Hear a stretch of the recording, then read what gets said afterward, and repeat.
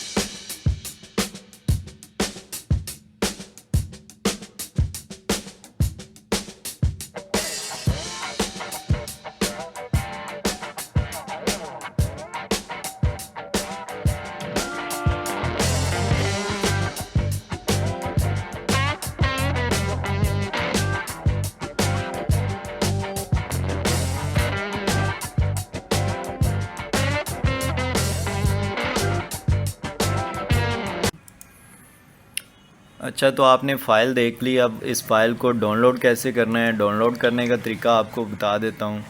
तो आपने वीडियो की डिस्क्रिप्शन में चले जाना है। जैसे ही डिस्क्रिप्शन में जाएंगे तो यहाँ पर देखें डाउनलोड पीडीएफ का बटन जो है वो यहाँ पर आगे लिंक दिया हुआ है एक।